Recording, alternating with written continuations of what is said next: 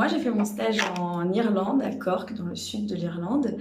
Et ce qui m'a marqué pendant mon stage, c'était plus la culture du pays et comment les Irlandais étaient gentils, avenants. N'importe qui dans la rue pouvait nous aider. On a fait des meetings dans des bars avec des soirées jeux de société avec plein d'étudiants étrangers.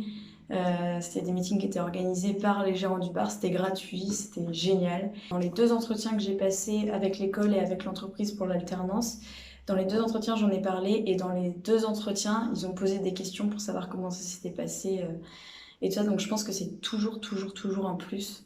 Et c'est une expérience de vie qui est longue et qui impacte la vie dans tous les cas. Donc dans tous les cas ça joue, je pense. Moi, c'est Guy-Léa. Je suis actuellement étudiante en licence professionnelle dans les ressources humaines en alternance. Durant ces 2 années, j'ai eu un stage à l'étranger en fin de première année de 2 mois.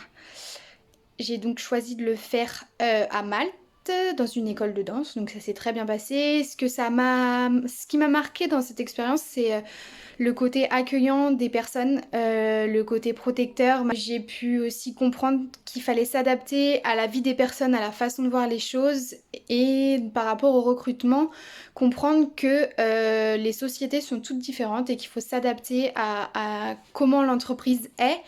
Ensuite, concernant la pratique de la langue au quotidien, l'anglais, je le pratique pas.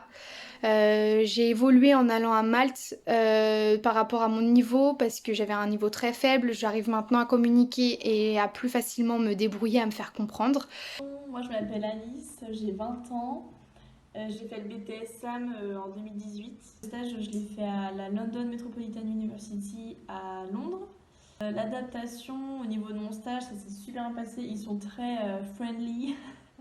J'ai fait de belles rencontres là-bas. Bon, j'ai rencontré des Français. Je pense que tout le monde tombe dans le piège, c'est la facilité.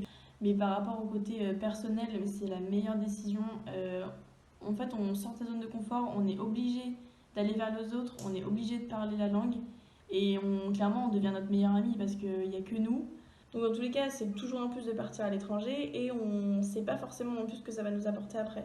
En fonction des choix qu'on va faire, des choix de stage ou des choix de poste après, peut-être que ça va nous servir, peut-être que ça va pas du tout nous servir. On peut bien sûr partir un an, faire des années sabbatiques ou faire des pauses dans sa vie, mais là c'est tellement la bonne occasion, quoi. C'est compris dans la formation, donc faut pas hésiter, faut foncer.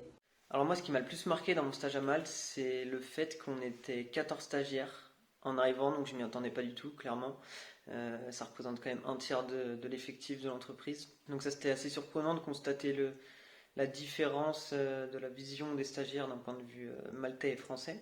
Clairement, l'expérience qui ressort le plus sur mon CV et c'est clairement l'expérience sur laquelle on passe le plus de temps à échanger avec le recruteur lorsque j'ai l'occasion de le rencontrer. Ça m'a évidemment énormément apporté d'un point de vue linguistique, puisque aujourd'hui les cours que je suis sont dispensés intégralement en anglais, donc ça a vraiment eu un gros effet là-dessus.